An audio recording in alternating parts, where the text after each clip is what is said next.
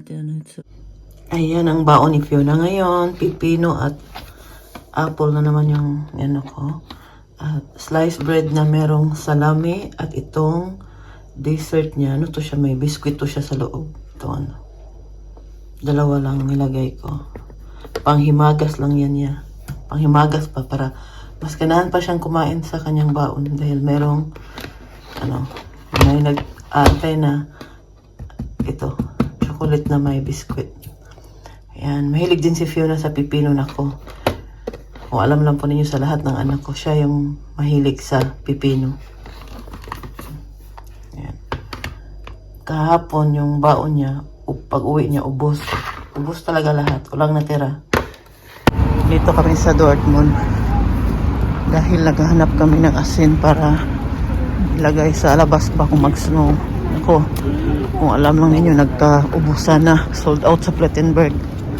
Sa Attendorn, ganun din. Napunta na kami ng Hagen, wala din. Ito din sa Dortmund. Tapos next week, ano na naman, malamig na naman.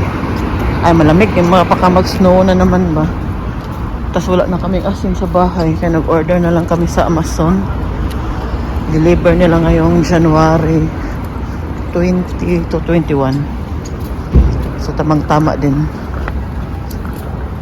Inoo ko, nagkaubusan. Parang naalala ko nung corona time ba. Nagkaubusan ng toilet paper. Ngayon, yun, nagkaubusan dito una, no? Toilet paper, tas harina. Ngayon naman pangatlo ay asin. Ito sapatos, oh mahal naman yan, 80 euro. Kaya ngayon, pupunta na lang kami dito sa Dortmund, sa Namo, sa Korean restaurant. Kain na lang kami saglit. Tapos, uwi din kami agad. Kaya mag-grocery pa kami, pupunta pa kami ng Rive. Wala kami masyadong ano na sa bahay. Panggabi pa naman yan sa Martin bukas.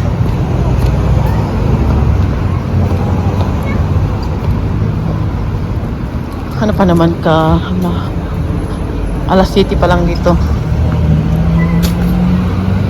Kailangan may asin talaga na ano ba, kaya hindi natin alam ang weather. Tapos hindi pwede na hindi natin lagyan ng asin ng labas. Baka may madulas.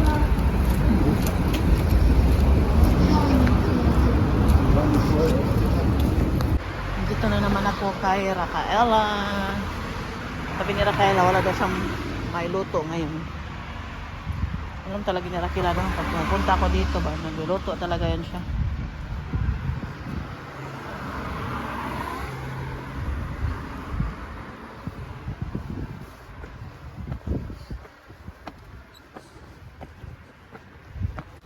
Yan ready na sila. Ang dami kong pinamiling pasalubong. Nag last minute shopping pa. Buti na lang dumating pa tong in-order ko sa H&M. Nut ka no? Kay ano na lang niya, kay Reyna lang. Kay Reyna. Bye-bye Sarah Lai. Nandito ang aming inaanak ba? Ayan Ay, ugma na lang. Ipadala na ko ni Martin ang kuan. Rakila. Dala mga pasalubong. Mga pasalubong na mo dito sa Pinas. Mura po kong muuli. Dagang kayo kong pasalubong. Namili ko mga sinina para sa ano ba, anak ng pamangkin ko ba. Ito sa H&M. Buti na lang dumating pa to. In-order ko talaga to sa H&M. Hindi ni kila, no? Bye-bye! Ulit nito, sa H&M. Tapos yung kapatid ng mama ko, binilhan ko din ng 2 t-shirt. Yaya Tapos si mother o si papa, may bagong cellphone. Yan cellphone nila. Sana all. Ay, dala na lang ng stolin. Ay, kung masunod pa, dala na lang na. Ay, na lang nagkuha. 24 na, 23 kilos na makala. Dapat na dire. Ako ay 1 kilo ba na? 1 kilo no? 750. Yeah, akala mo naman uwi kami na. Kansimantan eh. Yan lang niya. Kaning mga chocolate sa ano ni? Sa ato ni. Kaniraan na niya ay. Kamara lagi pakai na. Ito kuwang pa. Maari kita ugma. Malit kita. So, ipalit na dito food mo ko. Martin! Essen! Cup chicken! Han, pasi draw. Ko na pakuha lang sa Fiona. Panahon man yun, yung patong mga say. Ano man yung gaburot man ni Ricky? Makmao ibabli ng ano. Gani, ang gaburot mo ba? Paang mulok. Magdala siya plastic oh. Ito ang gani mo. For the empty butter, what do you want really?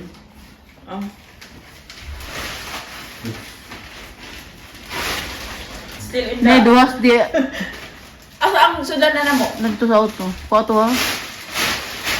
It's in the auto, chats. The bag, blue bag, Amazon bag. Nay, there's no kain Blue auto. bag we need too. Ya, besa da sa isgurusa. So, asa sa mga mga sanina? Takan ako pangano. Tara pangan kina. Ito na ako ni Luna o ni Rhea, tagsa na Asa na? Belt? Tago na. Ah, may lagi palit. Sa, ilan doon? Sabay anak ko. Wow, sana. Ada pa beli ko hand carry no. Nina ninyo hand carry no. Kisa may lagi mo ani? Ay, kiparkin sa man eh. Tanawa ang ginawa ni Marita oh. Kita man eh, bata gamay dito sa anak Rhea ni. Hatag lang. Anak ni Rhea kila. Oh, malitin sila kila na mga salo. Masay gatag mong bigo. Kana. Yan. Yung miga no. Binabot. Mega uyab na niya eh. Tiatik ni bigo eh. Iwa din para CD di ay. Muta eh. Kaluoy ni Martin ang wilin man. Uyog ka? Sama ka? Uyog sa Philippines. Sana all. Kaluoy na to bilin man. Si Tobias, ganyan siya. Ang malita niya, ako araw daw tanan diha. Kaya gidala ni Tobias, tulor ka short, tulor ka t-shirt. Well, can't t-shirt from the Ako araw tanan lahat. Oo. Naliman ka kung... Tanda ka lang ng karton kila. Na, hindi bulgas per Schenken. Ayo kila, regalo mo ka na mo. Regalo na mo? Ayo, regalo. Agto ng Martin. Pasukan ang tanan mong sapatos ug kanang kuan. Tada, saka siya naman na. Ingon si Tobias. Ganitong malita na to. Ako ara daw ang gipadala lahat. Kung parapos, na lahat. Natanan diha ang parapos na to. Tas may isa pang malita. Oh. Three. Ito pa oh. So lahat nila. Ito siya. Kunti na lang. Tas may dalawa pang hand carry oh. Wala pa nisod yung hand carry kila? Wala pa nisod? Wala pa gani. Oh, sakto na tanan oh. Sakto na kila eh. Kung makasakto pa kani, dala na lang niya. Kaning ano, broth pan. May hatag mo. Oh, napay ano pa. Gibilhan pa na mong cellphone ng mama at papa. Chats, basta password. Nag-request man sila ano, nag-request sila og cellphone ng dalawang. Paano lang ba? Simple lang na cellphone. Pang ano lang nila ba? Pang tawag, send me money. Ano ba? 805. Ito mga, ano. Idalo na ni mo kila? Pero ko imuhan eh. Imo ni pang regalo ito.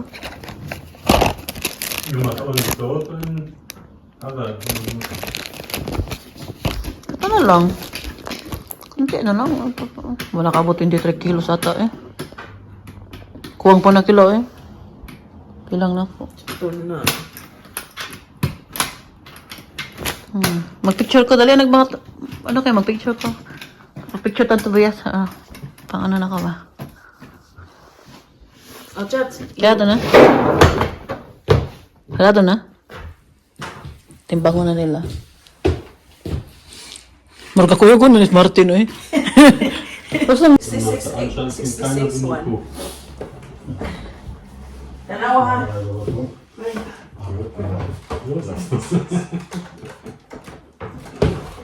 Pila. Betrugswarnung. Aktuelle Forderung.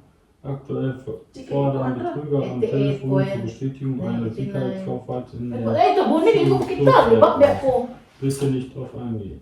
89, 88.6. Irgendwie diese komische App. Ito nga ba matatawa? Ja. Oben die da auf? Anruf auf Telefon oder? Das ist ein Sicherheitsproblem gerade. 88.6. Und für die Daten eben brauchen. Ja, muli, man sa Pinas, oy. Will die irgendwie Daten O, yan ako. Wenn wir bei der Polizei was die für Daten haben, dann geben wir die Oh, kani, nga marita. Ako ane. Ako ane lahat pasalubong dire, ha? Ako ni uli, pero ako ata na pasalubong ka dire. Oder sie von irgendeinem die Daten. Ito palabot ano eh. Huwag ito ni uli kay Ote Kwarta. Park nung tago sa kamalitang pasalubong. 22.9. Die fertig sind die denn ungefähr. Du set password, du sagst mir Password. Ich habe Goodbye. früher eine E-Mail gekriegt Goodbye, Deutschland. aus Frankreich. Sollte ich auch irgendwas bezahlen. Die Anwaltschaft stand da drin, die Anwaltschaft. Goodbye, Deutschland. Das ist komisches Deutsch, was die da schreiben. Sana all. So auch so eine Masche aus Frankreich. Von allen Ecken. Sana all mo ulit Pinas. Ay, Lord. Mga kuwan sa'yo, magkadungan tayo, mga kuwan siguro tayo na may bata. Imo mo kung imo yaya. Magaduhan dumi ko ulit Pinas. Pag nanago si anak, ako yung mo yaya, klaro kayo. Yaw pa rin, no? Macht das wirklich Sinn, dass ich das um das Ding rum?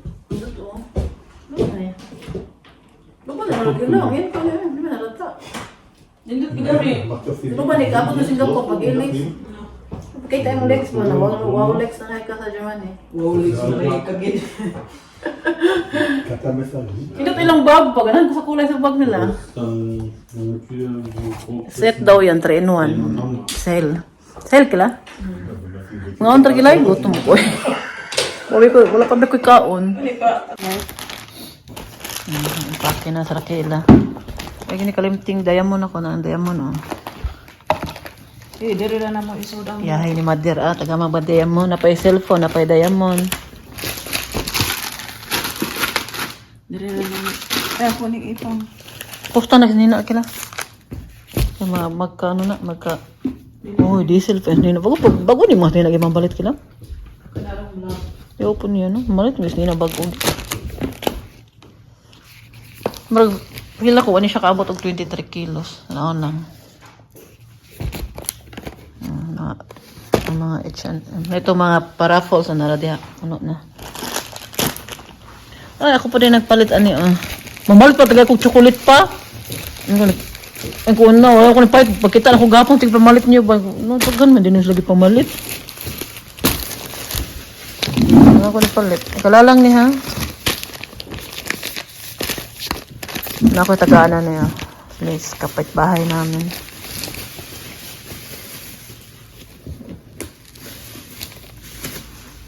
Wala mang perfume na H&M. Ay, asa man to? Baka gatag yung H&M perfume kila?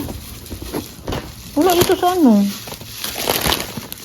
Nabilin ko sa karton. Sa mo paatag lang talaga Martin. Kama scotch tape. O kanina lang isa. Kanina lang Naam, tundak ko. Ano lang, ready na. Ano ka isa? Itong brown. Balot. Gusto pa Ano ni ba? na-expire, oy. Ugos pa, oy. Dugay pa. Ano? One day before sa akong birthday. After sa akong birthday, 27. Ugos pa. Uy, uday na lovely. Sig anak ko sige lang labi ako na nang Bayaran? bayluan og Filipino food. Siya ay euro eh. Di mo siya mahilig po, anak. Di siya madalag package siya di ay mga. Dagan ni siya, maaptan niya daw ko Maaptan na. Kahit na lang siya pag sale, kita na perme. Ay, mo yung paraffles, oh. Para pa di yung paraffles na perfume, eh. Umot kayo ni siya, no? Gusto na ko itry yung top, mo. Pwede ablihan.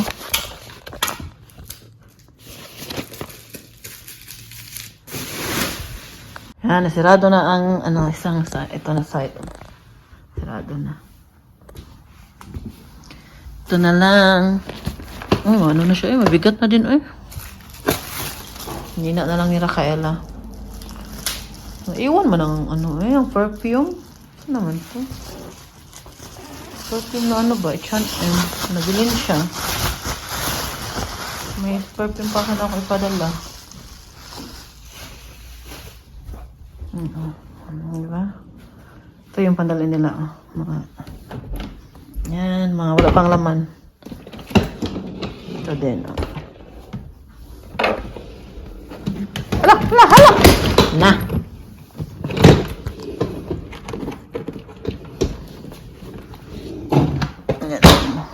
Yan. Sabi ko kay Rafaela, uuwi man sila. Akin na lang tong turon. Ano na lang, babayaran ko na lang. Ano na lang mapagbalik nila. Pag nakapunta kami ulit sa... At ito daw, dalhin ko daw to. Isda din. Base station. Hindi naman masira ang iba. Hindi na yan masira. Ito lang. Itong dalawa lang. Toron at face station. Ayan. Ngayon, ikikwenta ko na sa inyo yung itong pag-uwi nila Rafaela. Hindi ko masabi sa inyo dahil nga surprise nga itong pag-uwi nila, no? At yung sabi ko ba sa inyo na yung paraffles natin, ipapadala ko sa kaibigan ko, pero hindi po yung kaibigan sa Rafaela po umuwi. Hinatid sila ni Martin kahapon sa airport. Hindi ako sumama dahil nagbantay ako kay Uma. Alam naman po niyo dito sa amin na may alaga kami. Hindi namin basta-basta maiwan ng matagal dahil nga hindi siya masyadong umiinom ngayon. Kaya palagi talaga sa kwarto niya at pinapainom namin ba. Ngayon, kwento ko na sa inyo, hindi alam ng pamilya ko. Ang may alam lang yung kapatid kong lalaki, si Bigo. Kilala naman yun noon, yung pumunta dito. Kasi siya yung nagsundo kanila Rafaela sa airport. At dapat kasi may isa na may alam ba. At sila dalawa kapatid ko pala, yung isa kong kapatid na bunso ko. Alam din niya dahil para may magbantay ba na masurpresa talaga yung mama at papa ko at saka yung dalawa kong pamangkin. Yun, na ano naman, success yung surpresa nila dahil hindi talaga alam ng mama at papa ko at nabigla talaga sila dahil tulog pa sila ng pagdating ng nila Rafaela doon. Timing kasi na dumating sila sa airport sa Cebu 12:30 ng madaling araw at nakalabas sila doon mga alas 2 nata yun. Basta matagal sila sa airport. Dahil nagsabay-sabay yung mga pasahero ba, ibang airlines din. Tas, festa kasi ngayon sa Cebu, di ba? Sinulog ngayon. Timing lang talaga yung pag-uwi nila dahil sinulog. At fiesta din sa amin next week din sa lugar namin. January din ang pista doon. Timing yung pag-uwi nila Rafaela. Masaya ako na umuwi sila. Dahil alam ko na yung mama ko matutuwa, papa at mama ko. At pinilit po talaga ako ni Rafaela nung gusto ko ba daw sumama. Kung gustuhin ko man, no, hindi talaga pwede. Dahil may mga anak ako nag-aaral. At si Martin walang bakasyon itong buwan na to. Si Martin kasi last year pa lang, nag-apply na po yan siya ng bakasyon para itong year na to. So nag-apply na siya sa summer ng 3 weeks. Tas, ang 1 week sa o 2 weeks pa ata sa December. Basta hati na niya yung ano niya. Hati na niya yung 1 week sa December. Tapos 1 week naman yung natira. Yun naman ang mga may emergency. Mga ganyan. Kung may mga emergency sa bahay. Lalo na pag ma-hospital si Uma. Ganyan. So ganyan yung hindi pwede gamitin lahat yung bakasyon dahil ano ba? Dahil may mga anak kami. Minsan may mga appointment. Kailangan talaga may matira sa bakasyon Martin kasi pag may bakasyon siya, madali siyang makakuha ng lalo na pag emergency. Kaya balik tayo sa sorpresa, no? Sabi ko Rafaela, hindi talaga pwede dahil nag-aaral yung mga bata, may pasok, bawal pa mag-absent dito sa Germany. Mandatory po yung nila dito na pwede ka lang mag-absent pag nasakit yung mga bata or may emergency, kahit katulad ng katulad ng kinasal si Rafaela. Nakiusap kami kung pwede mag-absent yung mga bata ng isang araw. May mga sulat pa talagang ginawa, may mga pirma-pirma pa talagang ginagawa. Hindi talaga basta-basta maka-absent sila dito. Kaya, kasi yung mga bata dito, may bakasyon kasi yan sila. May December, may winter vacation, 2 weeks. May Eastern vacation, 2 weeks din. Mayroon din silang, ang summer vacation naman ang mahaba. Kaya sa summer po talaga si Martin nagbabakasyon ng mahaba din. Dahil, so mainit kasi dito sa Germany at trabaho kasi ni Martin, industry kasi yun, no? At sobrang init pa talaga sa loob. Kaya summer talaga yun siya nagbabakasyon ng mahaba. At imposible din na magsabay-sabay kami magbakasyon nila. Kay so Tobias, wala pang anak, no? Si Martin may anak na nag-aaral na elementary. Tas si Martin nagbabakasyon talaga yun ng summer. Dahil school vacation din ng mga bata. Dito sa Germany kasi priority kasi nila yung mga trabahante na may mga anak nag-aaral. Kasi yung mga bata may vacation sa summer. Si Tobias kasi wala pa man naman silang anak ni Rafaela. Kaya hindi siya mabigyan ng summer vacation. Saka lang siya makapagbakasyon pag natapos na yung mga trabahante magbakasyon. Yung mga trabahante na may mga anak ba. Mga October na siguro siya pwede magbakasyon. September, mga ganyan. Baka September pwede na. Kasi ni-try niya last year mag-apply ng bakasyon kasi gusto nilang sumama kay Martin. Sila, nung dito yung kapatid kong lalaki, hindi siya nabigyan. Pero pag ganitong buwan, magbakasyon si Tobias, mabigyan yan siya dahil hindi pa naman, dito, hindi pa season ng mga bakasyon ba. Lalo na pag, hindi talaga ako makasama. Kung gustuhin ko man, hindi talaga. At hindi din ako mag-i-enjoy doon dahil yung isip ko nandito sa Germany. Iwan ko ba, hindi talaga ako mapakali pag ako'y wala dito sa bahay, tapos alam ko yung sitwasyon namin dito. Nung nagpunta nga kami ng Christmas market, nung nagbiyahe kami, naalala niyo yun. Nag-message ako kay Martin na okay lang ba sila sa bahay. Sabi niya, grabe ka naman, hindi ka pa dumating sa pinupuntahan mo, nag-alala ka na dito. Ganyan po talaga ako, iwan ko lang. Ano po talaga ako, sila yung palaging inuuna ko ba. Sa kanila lang siguro ako uuwi. Pag okay na yung kasi kung pilitin mo parang, tapos mamadali ka, parang malalong matagal ka. Hantayin nila yung time kung kailan. At naintindihan naman nila mama dahil alam naman nila na may mga anak ako nag-aaral. Tapos binabantayan kami, no, si Uma. Hindi din naman maiwan si Uma. Sino magbantay kay Uma? Ako man nagpupunas niyan. Sabi ni Martin na, hantayin na. Kasi si Martin alam na naman din, no? Kung gustuhin ko lang talaga umuwi na ako lang, no? Ginawa ko na yan, pero ewan ko ba, hindi ko talaga gusto na mag-travel nga ako lang mag-isa. Sanay talaga ako nakasama ko yung mga anak ko, si Martin. Hindi ko sanay, hindi ako yung isang klase ng tao na hindi ako sanay na magbakasyon ako na hindi kasama sila. Sabi nga ni Martin, itong year na to, itong summer na nalungkot yan si Martin kaya hindi ako makasama sa kanila magbakasyon. Dahil bakit? Wala magbantay kay Uma. Yung kaibigan namin na nagbabantay kay Uma, may trabaho na siya. At hindi din siya makakuha ng summer vacation dahil wala pa siyang anak. Panakwento ko na priority nila dito yung mga trabahante nga may anak na nag-aaral. Yun talaga yung una na bibigyan ng vacation. Hindi siya makakuha ng bakasyon. May full-time job na kasi siya. May trabaho na. Kaya hindi siya makakuha ng bakasyon. Nung nabantay kasi siya dito kay Uma, nag-aaral pa siya noon eh. Ngayon, tapos na siya. May trabaho na siya. Hindi siya makabantay. So, hindi din kami makapagbakasyon. Hindi kami magsabay lahat. Sabi ko kay Martin na siya na lang kasama ng mga bata. Magbakasyon sila kahit 1 week lang. Ako na lang maiwan kay Uma. Dahil, kawawa din naman mga bata kung hindi sila makapagbakasyon. Ayaw din ni Martin na iwan ako. Sabi ko, sino magbantay kay Uma? Hindi naman kami pwede basta-basta lang kuha sino mga tao na makita namin sa labas. Uy, pwede kayo magbantay kay Uma. Dapat kilala namin personal, no? Kasi syempre, pagkatiwala namin sa kanya, si Uma, at dito din yan siya matutulog sa bahay namin. 24 hours siya dito. Hindi siya pwedeng umuwi sa bahay nila at doon matulog. Dito talaga yan siya magstay sa bahay namin. Yung friend namin, na family friend namin, sobrang tiwala namin doon. Kilala din namin yun. Kilala din siya ni Uma. Hindi pa nagkasakit si Uma ng dementia. Kilala na siya ni Uma. Kaya gustong-gusto din siya ni Uma. Ilang beses na din niya binantayan si Uma. Bali, 2 tao po yung pinagkatiwala namin bantay kay Uma. Silang 2 talaga na may trabaho na.